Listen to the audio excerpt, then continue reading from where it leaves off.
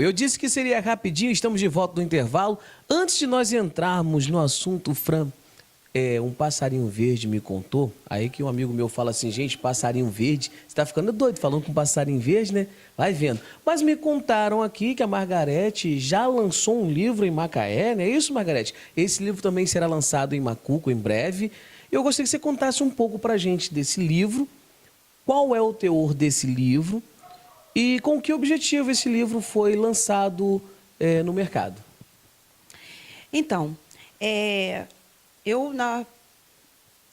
construindo os meus artigos, né, para as pós-graduações, eu lancei nesse livro DNA e Educação o primeiro artigo, que faz parte desse projeto Espaço Psicopedagoarte, que está dentro da psicopedagogia, que é a terapia da aprendizagem.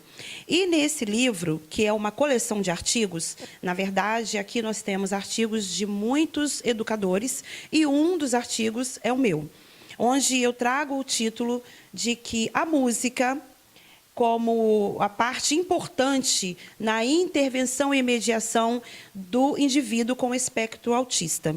Então, o autismo, né, que é um dos transtornos que está dentro da dificuldade da aprendizagem, tem sido um dos temas também hoje muito abordado, tanto na TV, reportagens, né? Muitos pais estão se apresentando, mostrando quais os processos desse transtorno, que não é uma doença. E eu pude, então, publicar esse artigo, falando sobre a importância da música na terapia, né? No desenvolvimento da terapia com a criança autista. Então, você acabando de falar agora sobre a questão do espectro do autismo, eu gostaria que você contasse para a gente, na sua experiência como psicopedagoga, como até mesmo professora, se você já vivenciou ou se você conhece algum caso que poderia contar para a gente a respeito de alguma criança com o autismo e que, através da psicopedagogia, ela conseguiu, né, evoluir, ter um quadro evolutivo melhor. Que você contasse um pouco para a gente sobre isso. Sim. Então, como eu disse no primeiro bloco, né, eu fiquei 13 anos fora de Macuco, eu morei em Macaé, e lá eu tive a oportunidade de trabalhar em algumas escolas. Em algumas eu fui professora, assumi turmas, né, de 2º ano, 4º, 5º ano. E na última escola que eu trabalhei, que foi, saí agora, esse período, é uma creche-escola, onde a gente acolhe as crianças, né, do período pré-operatório, são as crianças de 2 a 6 anos.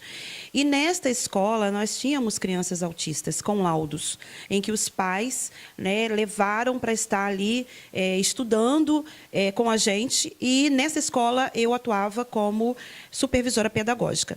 E também, junto com a coordenação e professores, na intervenção nas atividades com essas crianças.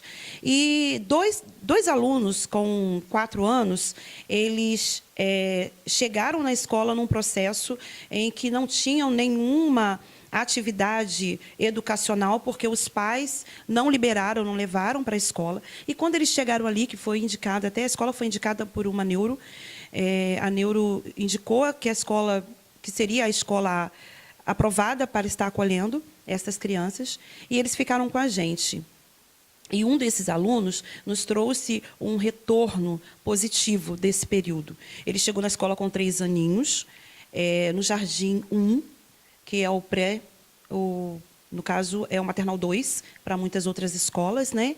Então, ele chegou na nossa escola, no Jardim 1, com 3 anos, nunca tinha frequentado nenhuma área educacional, nenhuma escola.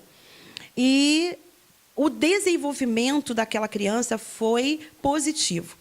A mãe chegou trazendo uma carta descrevendo quem era o seu filho. Para a gente, foi maravilhoso, muito maravilhoso, porque nós pudemos trabalhar com aquela criança com a maior leveza, porque o acolhimento da família faz parte desse contexto. Quando há essa parceria da família e escola, a gente consegue fazer um trabalho, né, positivo, e a criança traz uma resposta positiva. E essa criança deixou assim, a família muito feliz, né, porque dentro desse contexto da música, da arte, dos jogos, no processo desse desenvolvimento dele. Então, ele teve uma resposta no período letivo de fevereiro a dezembro positiva. Nesse segundo ano que ele está na escola, que agora, o terceiro ano dele na escola, esse ano, quando eu saí. Nesse terceiro ano, a mãe veio trazendo uma nova carta dessa mesma criança. Então, se a gente compara a carta de quando ele chegou, né, a escrita da mãe falando do filho de quando ele chegou e de quando ele chegou esse ano, então, assim, tem uma grande evolução positiva.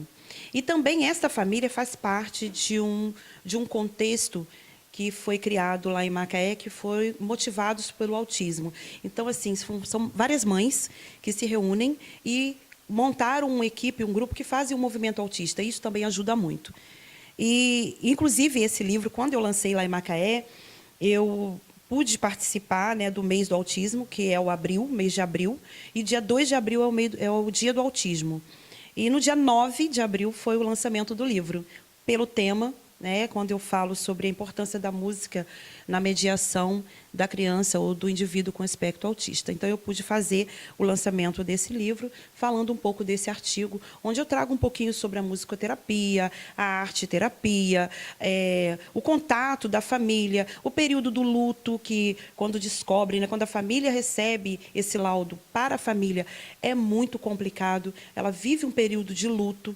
Você me falou, me perguntou e pediu que eu falasse de pessoas. Eu conheci, nesse período, uma moça, que hoje está com 19 anos, e ela se descobriu autista aos 15 anos de idade.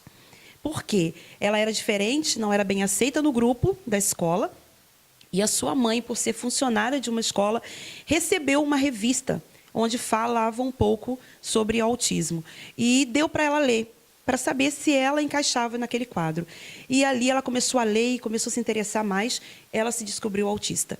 Então, foram para uma terapia, foram procurar o profissional para fazer o acompanhamento, e foram para o neuro, né? E, a partir daí, essa garota, ela hoje está com 19 anos, e ela conta a experiência dela, né? Ela dá o testemunho dela, que é maravilhoso.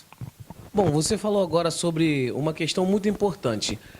Como que nós, que somos pais, temos a certeza, ou quais são os sinais, tipo assim, você lida com crianças, com pessoas que têm o espectro autismo, qual é o primeiro sinal que, de repente, você observa e que o pai ou a mãe que está em casa pode observar para que ele possa procurar uma ajuda especializada para descobrir se realmente seu filho, de fato, tem o espectro autista?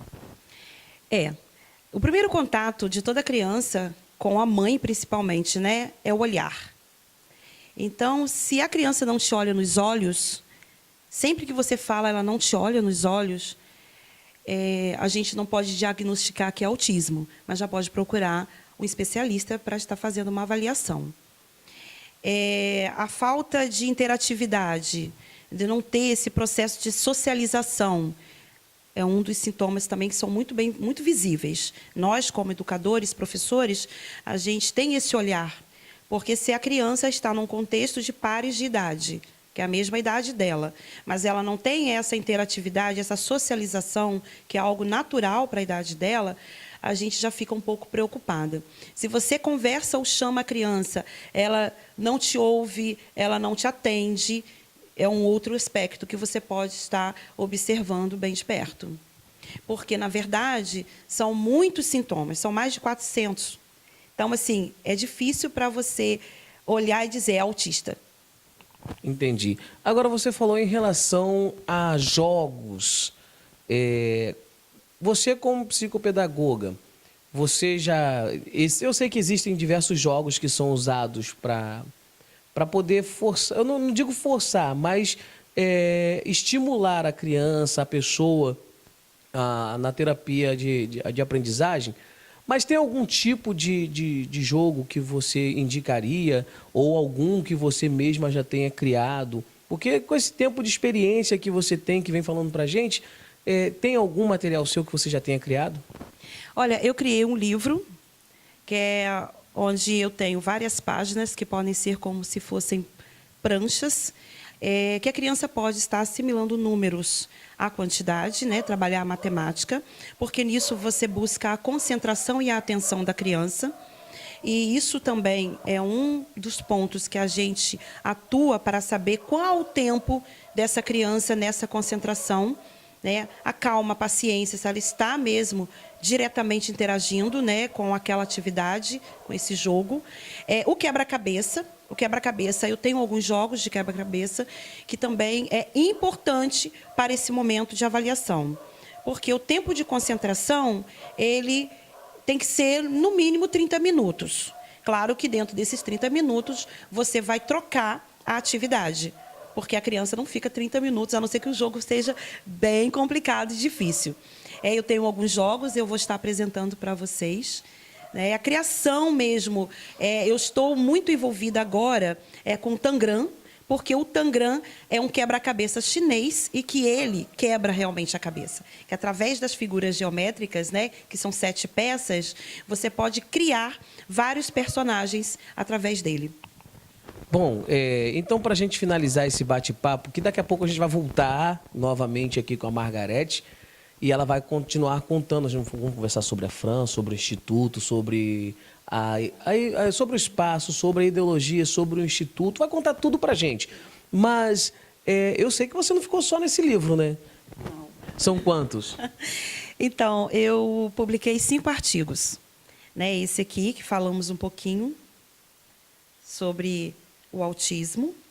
Esse aqui, que é a história da educação, né? A história de educação, onde eu falo um pouco da minha história na educação. Eu conto aqui como eu comecei a minha vida escolar, né, lá na educação infantil, e fui crescendo, desenvolvendo, conto um pouco sobre a minha vida, sobre a minha chegada na educação, de como foi, porque eu passei por todos os processos. Eu conto aqui um pouquinho da minha atuação na educação como auxiliar de serviços gerais, como cozinheira, como professora de vídeo educação, onde eu atuei em várias turmas, em todas as turmas das escolas do município de Macuco, no ano de 1998, e até finalizar e chegar no processo onde eu estou hoje, com algumas pós-graduações. Então, são mais de 5 livros e no próximo bloco você vai saber como você pode adquirir os livros, então, da Margarete, porque já foram lançados, e faltam 2 ainda, né? Dos 3 faltam 2. Então, você vai saber tudo e mais um pouco aqui no De Tudo Um Pouco na TV Interior. Vamos para o intervalo e já